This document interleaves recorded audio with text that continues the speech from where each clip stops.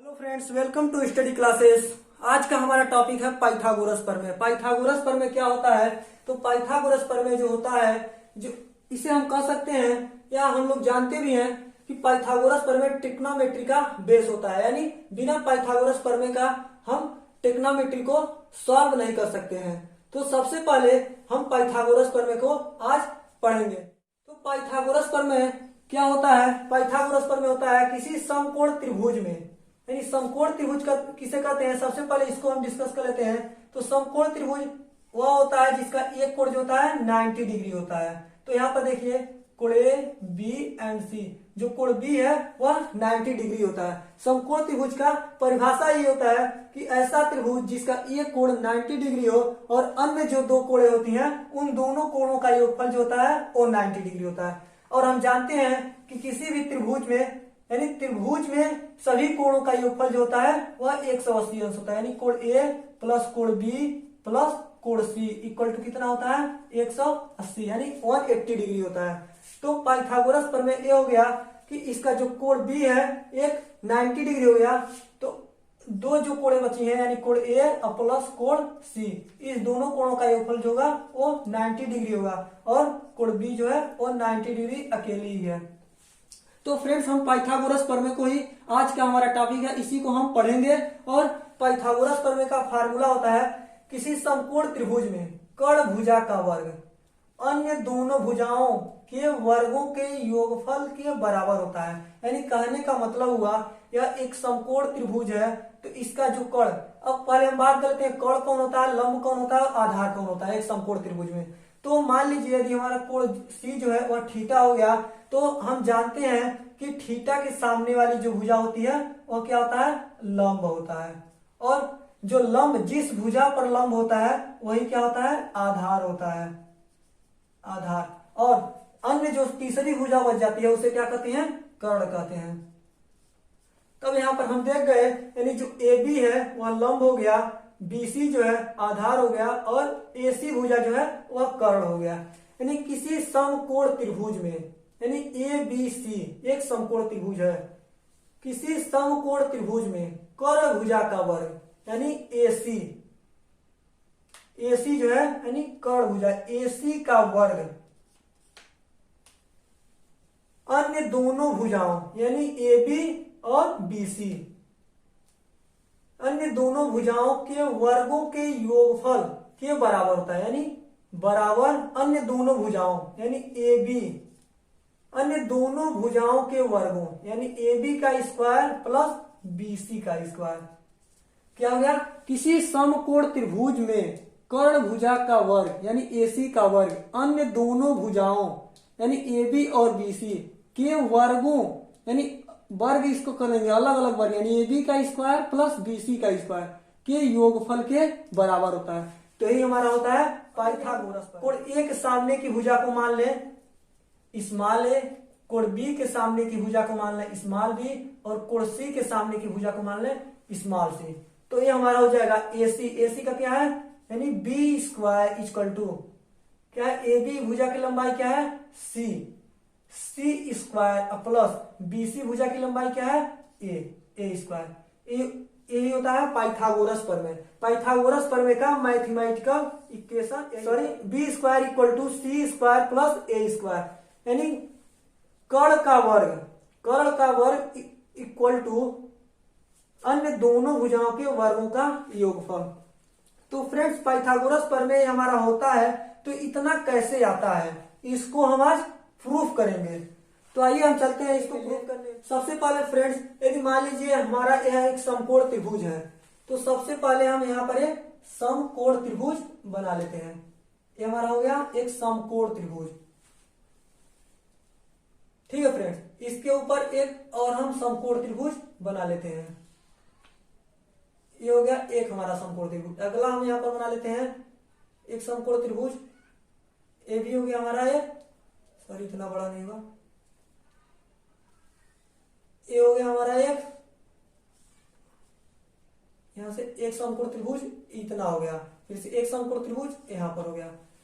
तो हम यहां पर देख रहे हैं यानी ए बी सी एक समकोण त्रिभुज है, तो ए बी सी की आकृति का अलग अलग एक समकोण त्रिभुज, पहला समकोण त्रिभुज यह हो गया, दूसरा समकोण त्रिभुज यह, तीसरा यह और चौथा यह।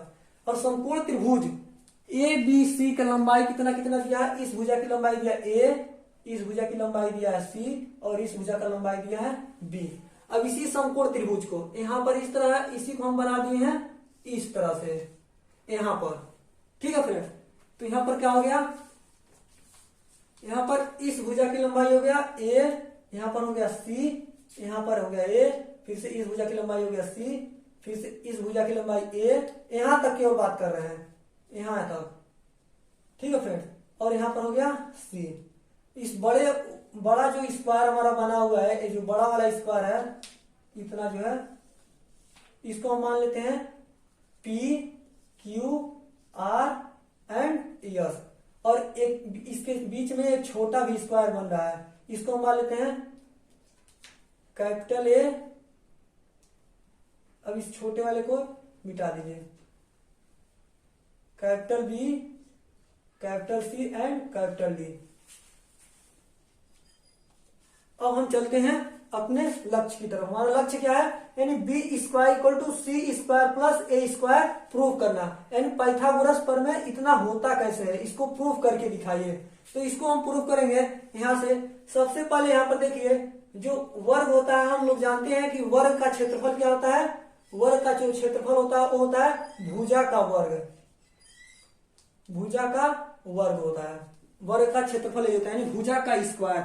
तो हम बात करें बड़ा जो हमारा स्क्वायर है P Q R and F, यानी इसकी भुजा कितनी है, भुजा की लंबाई कितनी है, क्यू आर हुआ, एस क्यू एस आर हुआ या पी क्यू हुआ।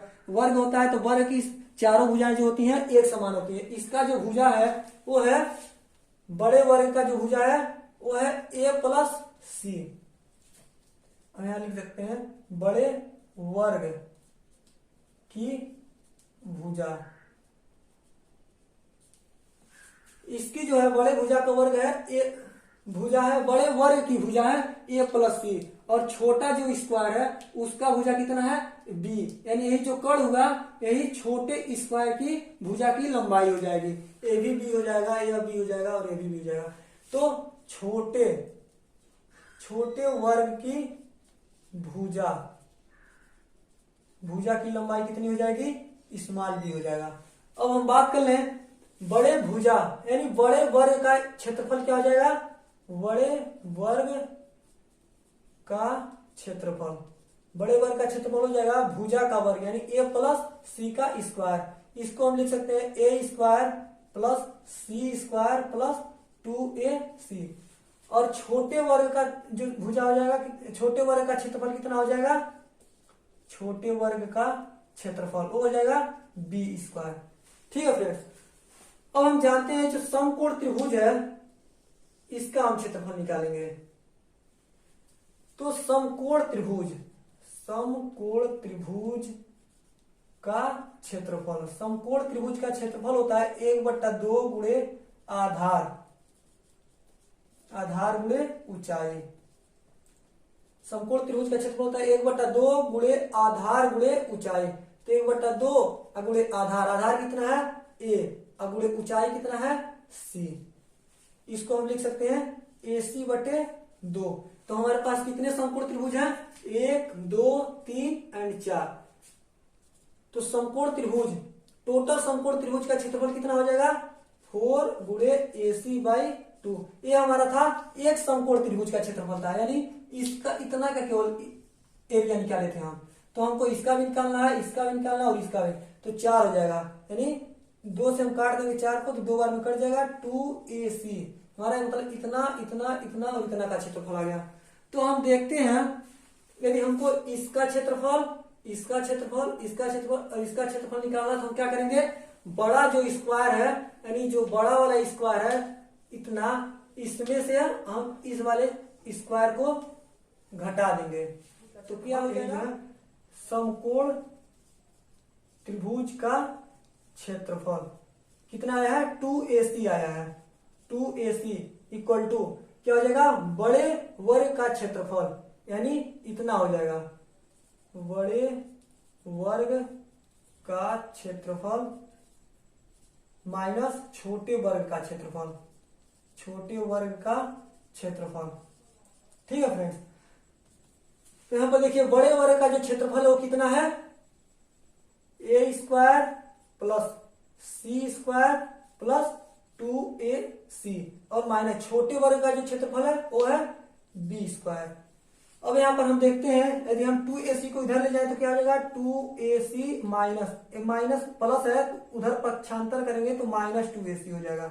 ठीक है, और यहाँ पर ए square plus C square minus B square.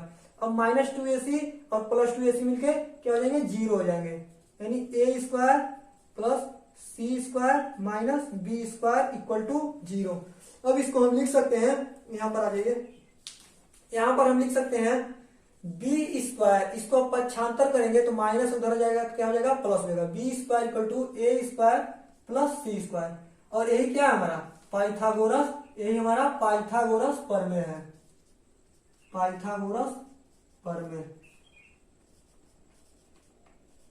यही हमको सिद्ध करना था। तो फ्रेंड्स आज के इस वीडियो में हम लोग पाइथागोरस प्रमेय को एक तरीके से सिद्ध किए हैं और इसको अलग अलग तरीके से भी हम प्रूफ कर सकते हैं। जैसे मान लीजिए यदि हम यहाँ पर कोई समकोण त्रिभुज बना लेते हैं और यहाँ पर हम यानी ए बी एंड सी, और यहाँ से हम इस भुजा पे लंब डालकर भी कर सकते हैं। यहाँ पर मान लीजिए हमारे पास पी हो गया, यहाँ पर जो है ए बी 90 डिग्री बना। अब इसको हम समरूप त्रिभुज के भी माध्यम से पाइथागोरस प्रमेय को सिद्ध कर सकते हैं। तो फ्रेंड्स आज का वीडियो कैसा लगा इसे कमेंट में जरूर बताइएगा, और वीडियो अच्छा लगे तो अपने फ्रेंड्स के बीच इसे शेयर करिएगा। और हाँ फ्रेंड्स, यदि चैनल पर पहली बार आए हैं तो चैनल को सब्सक्राइब कर लीजिएगा और बेल आइकन को प्रेस कर दीजिएगा।